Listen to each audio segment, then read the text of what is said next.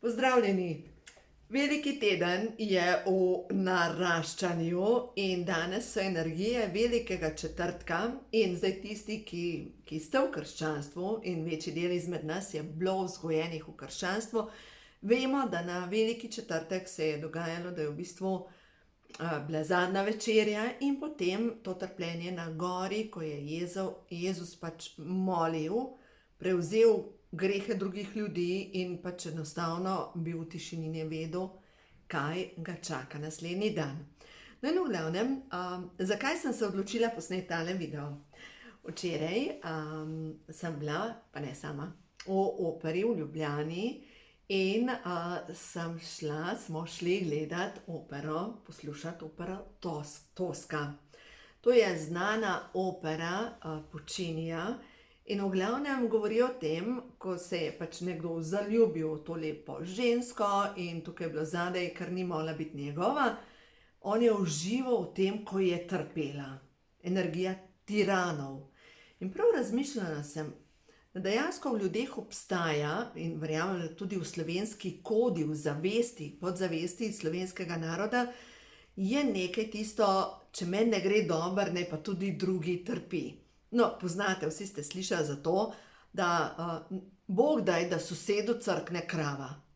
To pomeni, če meni gre slabo, naj tebi gre še slabše.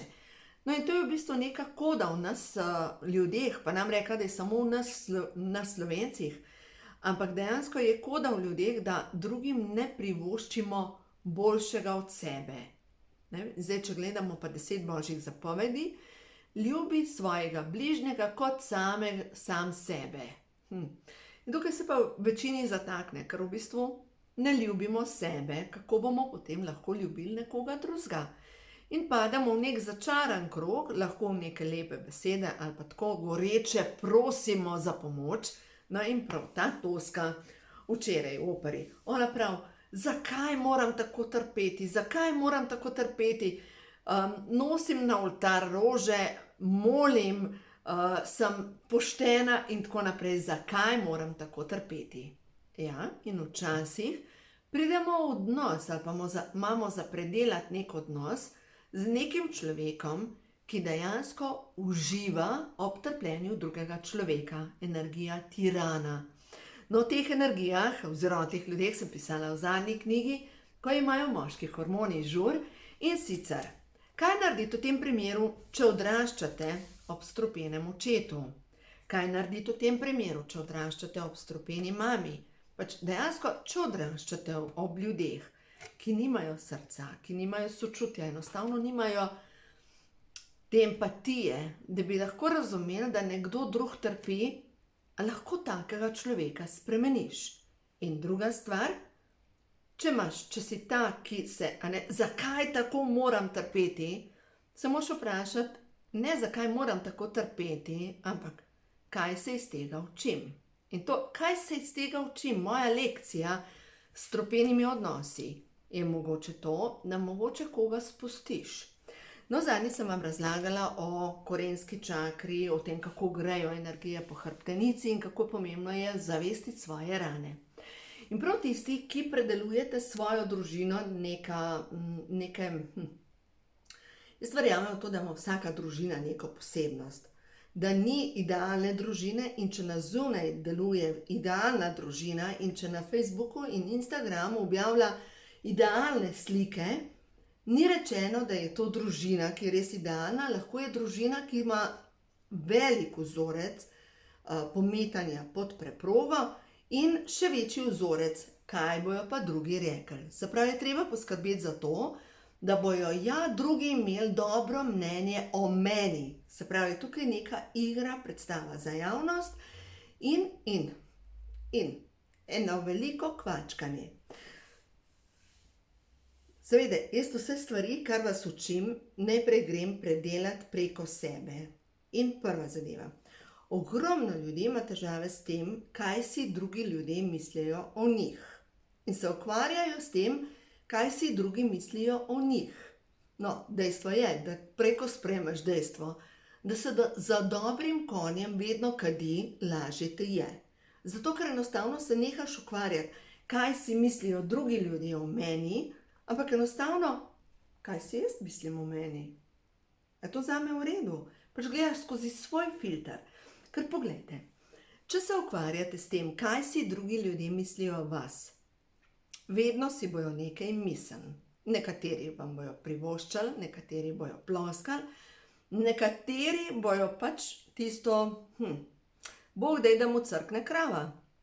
In po drugi strani lahko točno te ljudje so tako prijazni. Ampak tisto, kar se jim vrti od zadaj, če je njihov program škodoželjnosti, enostavno nič ne morete narediti. Edina oseba, na kogar lahko vplivate, ste vi sami. Se pravi, skozi odnose se preigravajo neka čustva. In ko mi začnemo ozaveščati svoja čustva, kaj točno predelujemo z neko osebo, kaj se učim, takrat se ne ukvarjam več z zlobo drugih ljudi, ampak se ukvarjam s svojimi čustvi, kaj ob tem občutim. No in ko občutim, kaj ob tem občutim? Recimo, seveda mi grejo neki odnosi skozi možgane in prav to, izredna prijaznost na eni strani, po drugi strani pa kar zaznavam, je izredna škodoželjnost. Na ta način, pač to so odnosi, ki jih jaz občutim okrog sebe. In recimo, vsak zna zračunati, če sem prodala, ko imajo hormoni žur, 7 izdaj, knjiga stane 30 evrov, koliko je to denarja? Večina ljudi, te, ki računajo dobičke, ne znajo zračunati, da tiskanje nekaj stane, pa posredniki nekaj poberejo, pa ta pobere, pa reklame poberejo, pa na koncu pač, ja, nekako lahko normalno živiš, ni pa zdaj, da se kopaš v denarju. In tisti ljudje, ki imajo težavo s tem, da želijo sebe povzdigati in se pokazati tudi skozi denar, znajo zelo dobro zračunati 30 evrov krat 21.000 izvodov. In kaj se vklopi? Škodoželjnost. Škodoželjnost je v osnovi energija, ki je povezana z zavistjo. Se pravi, ena stvar je zavist in vemo, da zavist je strupena. No, zdaj pa pojmo na energijo Velikega četrtka. Veliki četrtek in te 12 učencev, Jezus je rekel, mislim, da je Peter, je rekel, preden bo v peteli in 3-krat za kikiriko, me boš 3-krat zatajil, ali nekaj takega. V glavnem, in zdaj, če gledamo, ko smo v strahu, lažemo, ko smo v strahu, prirejamo resnico, ko smo v strahu, se bojimo predvsem za svojo rit. In to je tisto, kar morate zdaj, ima vsak pri sebi ozavestiti, česa me je strah. Me je strah se pokazati, kdo je sem. Me je strah povedati svojo resnico. Me je strah izgubiti varnost. Česa me je strah? Ker glejte, skozi strah poteka največja manipulacija nad ljudmi. Ker nas je strah izgube. Kaj, če ne bom imela dovolj? Kaj, če ne bo tega? Kaj, če bo to? Kaj, če bo vojna? Kaj, če bo nov virus? Kaj, če bomo spet zaprti? Kaj, če bo... Kaj, če bo...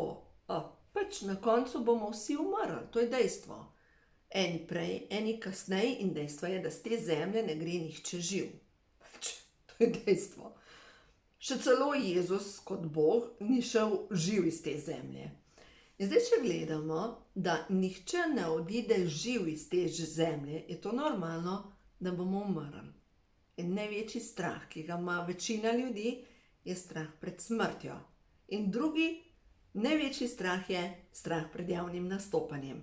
In ta strah pred javnim nastopanjem je pa strah povezan s tem, da pokažeš, kdo ti si. No, zdaj pa pojmo mečka na to, pokazati, kdo ti si.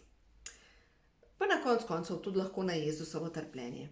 Ker je Jezus pokazal, kdo je in je rekel, jaz sem Božji sin, so ga križali. Dejansko je trpel.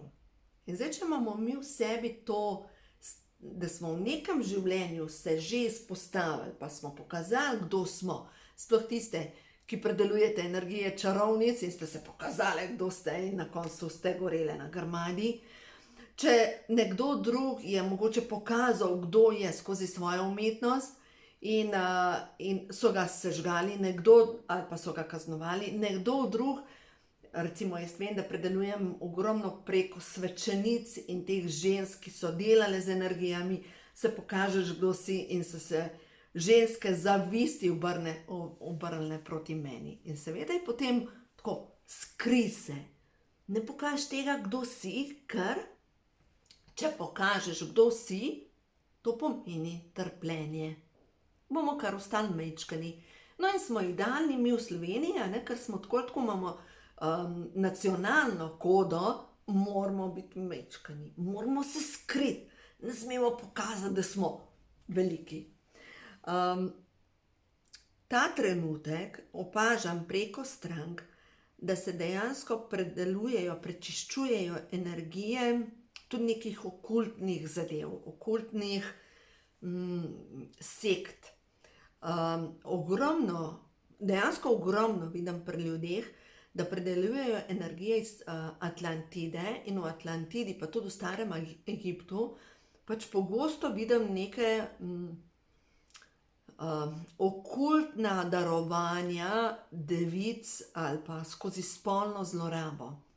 In tega je zdaj pač nekaj, se zdaj na globalni ravni čisti, neka ženska zloraba. In zdaj tukaj ni rečen, če ste v tem življenju moški, da ne morete predelovati ženske zlorabe, ker lahko ste v nekem drugem življenju izbrali vaše telo kot žensko telo in ste preizkusili, kaj pomeni ženska zloraba.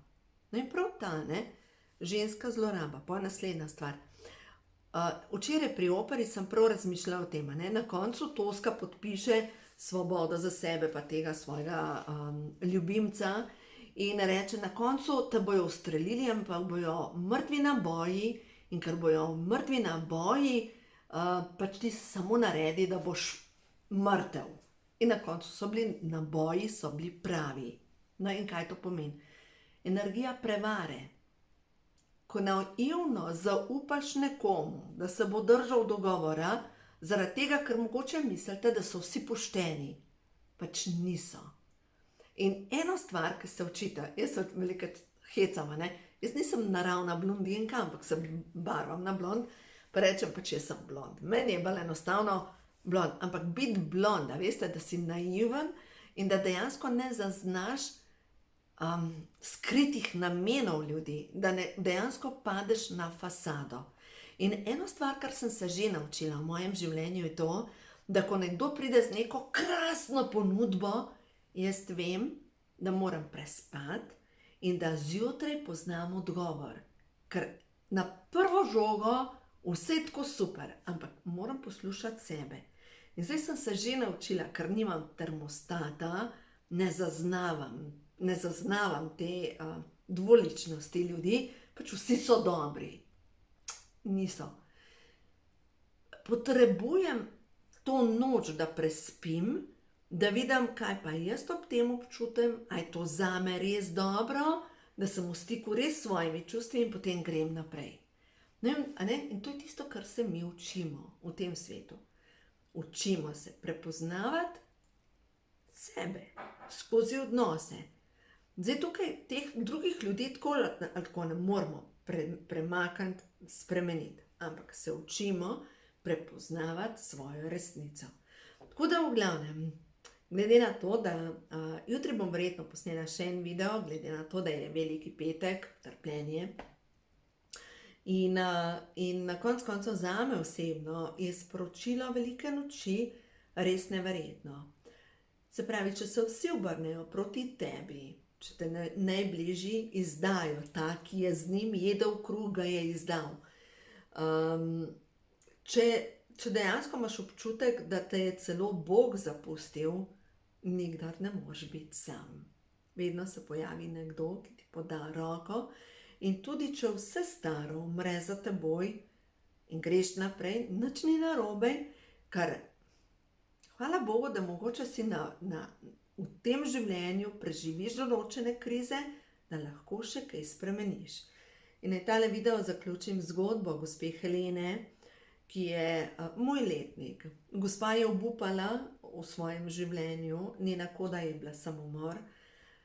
Ko sva delali, dejansko sem videla, da v preteklem življenju je skočila pod vlak in tudi v tem življenju je točno vedela, kaj mora narediti, da skoči pod vlak.